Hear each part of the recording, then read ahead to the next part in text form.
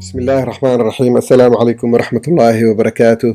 kusoo dhawaada walaalayaal maanta waxaan soo qaadanayaa qodob aan ugu magac daray Soomaaliya waa lama huraan in ay ka dhacdo doorashooyin qof iyo cod ah hordhaca waxaan ku dhigi doonaa sharaxaada doorashooyinka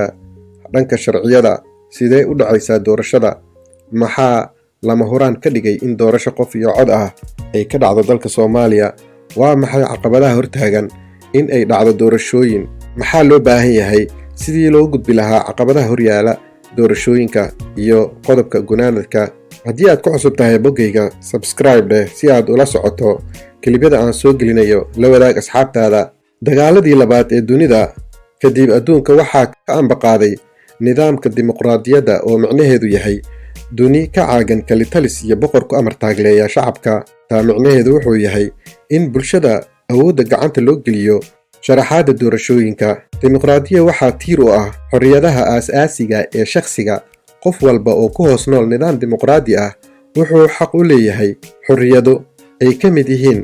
xorriyadda fikirka oo uu qofka ku cabiri karo ra'yigiisa inuu qofka samayn karo ama ka qayb geli karo ururo mucaarad ah ama ka soo horjeesan karo nidaamka markaa ka jira isagoo qabsan kara kulamo iyo banaanbaxyo laga cabirayo dhaliilyaha markaas jira dhanka sharciyada dastuurka kumeelgaarka Soomaaliya wuxuu xaqiijinayaa qodobo lagu ilaalinayo xuquuqda muwaadinka inuu wax dooran karo isagana la dooran karo isla markaana qofka loo faquuqi karin heybta uu ka soo jeedo lahjadiisa ama meesha uu ku dhashay waxay la mid ah sharciga wuxuu ka sareeyaa dhammaan culummo iyo caamo mas-uul iyo shaqaale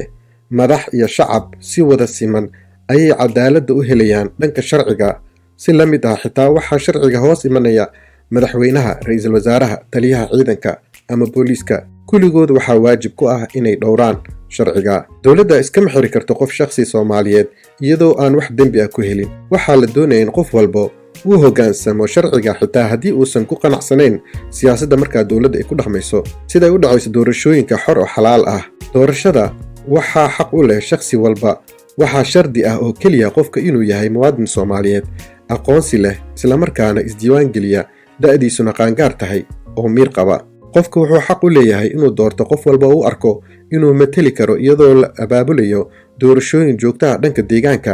iyo madaxweynaha daahfurnaan ah oo hufan cadaaladna ay ku dheehan tahay fair and transparent waxa la yidhaahdo korjoogeelo caalami ahna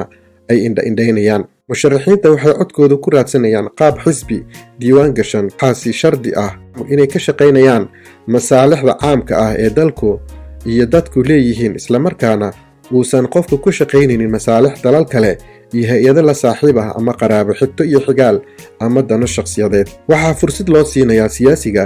in uu warbaahinta u mariyaan afkaartooda si ay uga dhaadhiciyaan qorshayaasha ay ka leeyihiin in dalka ay ku horumariyaan ama ay qabtaan kulamo ay kaga jawaabayaan su'aalaha ay isweydiinayaan shacabka iyo warbaahinta shacabkuna qofka wuxuu macluumaadka ka raadsanayaa idaacadaha baraha bulshada dhammaan meelaha wararka laga helo kadibna uu dooranayaa qofka uu siin lahaa codkiisa intaa kadib qofka wuxuu iska xaadirinayaa xarumaha ay dowladdu dhigtay sanduuqyada doorashooyinka islamarkaana wuxuu dhiibanayaa aqoonsigiisa qofka waxaa la siinayaa waraaqihii doorashada intaa kadib wuxuu u dhaqaaqayaa dhanka sanduuqa oo la dhigi doono meel xiran oo cidna aan arkaynin waxaana dhici karta in loo baahdo wareeg labaad markii uu inta ku ridana wuxuu natiijooyin kala soconayaa aaladaha warbaahinta sida telefishinka qaranka iyo wixii la mid ah maxaa ka dhigay lama huraan in doorasho qof iyo cod ay dhacdo Soomaaliya dagaaladii sokeeye dalku galay kadib dowlad walba oo la soo dhisay waxaa qorshaheeda ku jiray in ay abaabulaan ama ay qabtaan doorashooyin qof iyo cod ah dowladdii ka horreysay midda hadda jirta waxay dhaqan gelisay inay dhisto guddi madax bannaan oo ka kooban 9 xubnood isla markaana qiimeyn ku sameeya sidii loo abaabuli lahaa doorasho qof iyo cod ah guddigaas oo dastuuri ah wuxuu sameeyey xog ururin oo muddo 3 sano ka badan wuxuuna xarumo ka furay maamul goboleedyada wuxuuna ku howlan yahay wacyigelinta iyo dardargelinta inay qabsoonto doorasho xor iyo xalaal ah isla markaana ka duwan kuwii hore lagu soo xuli jiray oday dhaqameedyo kooban ama kuwa la balaariyey guddigaasi waxay xaqiijiyeen in dadka Soomaaliyeed ay dhammaantood dhibsadeen nidaamka cunsuriga ah ee 4.5 isla markaana doonayaan in laga guuro shacabka Soomaaliyeed ee muslimiinta ah waxay kaga ceebaysan yihiin dhammaan adduunka iyadoo laga ilbaxay in qof bini'aadam ah la karaameeyey lagu tilmaamo nus ama 0.5 dhanka kale wax marka la eego dadka iyagu lagu sifeeyey 0.5 naftooda ay dareensan yihiin sida inay yihiin second citizen wax la yiraahdo in dalkaanu la wada lahayn oo dad gaar ah ay xoog ku muqoonsanayaan kheyraadkiisa iyo wixii xuquuq uu ku lahaa, iyadoo loo siman yahay dhanka waajibaadka iyo bixinta canshuuraha iyo difaaca dalka intaba. Tusaale ahaan, nin qoraa ah oo u dhashay dalka Switzerland ayaa 2018 wuxuu soo bandhigay buug uu ku qoray sababaha ay dhalinyarada Afrikaanka uga soo hayaamayaan dalalkooda, iyadoo qaadanaya khatar weyn ay ku dhiman karaan safar bad iyo beriba leh. Wuxuu waraystay in ka badan 900 oo qof muddo 2 sano ah dadka tahriibka ah. Marka ay soo galaan dalka Talyaaniga, buuggiisa wuxuu ku qoray 12 sheeko. Anigana bandhiga ka hor markii aan weydiiyey dhalinyarada Soomaaliyeed maxay ku sheegeen, wuxuu ii soo qaatay sheekada Aweys oo 35 jir ah. Aweys Macalin wuxuu ku dhashay koonfurta Soomaaliya, gobolka Shabeellada Hoose. Wuxuu ahaa maday oo aabihii isagoo yar ayuu geeriyooday. Awoowihiina wuxuu ahaa nin aad looga yaqaano deegaanada ku dhow Afgooye oo wuxuu ku jiray culamadii la dagaalantay Talyaaniga. Aweys wuxuu ka shaqaysan jiray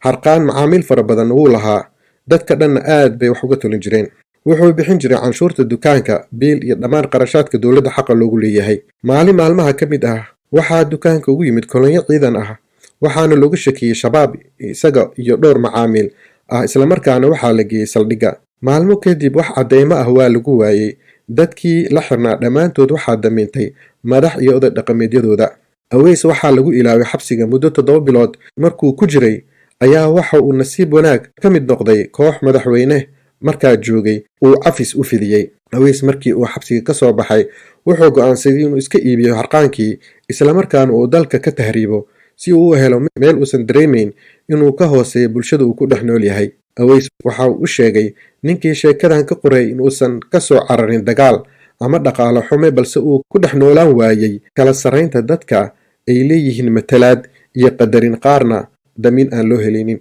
Aweys imikadan wuxuu haystaa shaqo fiican, wuxuuna ka mid yahay istaafka dadka ka soo badbaadiya badda, wuxuuna ku nool yahay Talyaaniga isagii iyo reerkiisa. Arrimahan aynu kor ku soo xusnay ayaa waxay ka dhigayaan qasab inay dhacdo doorasho xor oo xalaal ah, waayo shacabka isku af ah, isku dhaqan ah, aan la tiro koobin, in xuquuqdooda lagu duudsiyo iyadoo la isticmaalayo saamiley siyaasadeed.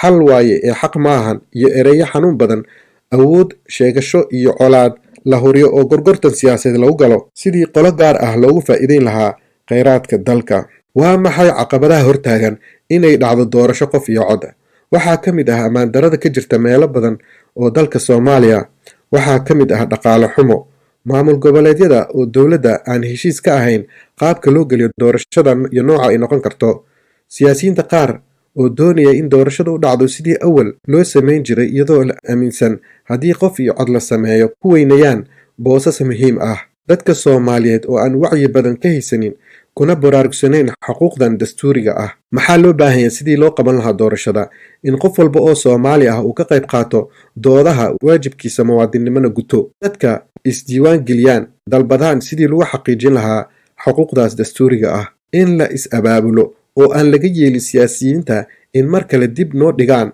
si danahooda shakhsiyadeed ay ku gaaraan. Guntii iyo gunaanadkii waxaa hubaal ah in doorasho qof iyo cod ay ka dhacdo Soomaaliya ay tahay mid lama huraan ah, marna laga leexan karin, si loo xaqiijiyo jiritaanka shacab gobonnimo leh oo muwaadiniintiisu u siman yihiin xuquuqda iyo waajibaadka. Haddii aan aniga iska soo qaado muwaadin ahaan, waxaan uga qayb qaadanayaa anigoo gudanaya waajibka i saaran inaan baraarujiyo dadka saaxiibtayda qodobkan, islamarkaana wacyi kor u qaado. Adiga i daawanaya, waxaad uga qayb qaadanaysaa si loo gaaro hadafkaas ah doorasho qof iyo cod ka dhacda Soomaaliya. Intaa ayaan kusoo koobaya qodobkayga. Waa mahadsantihiin. Assalaamu calaykum waraxmatullaahi wabarakaatuh.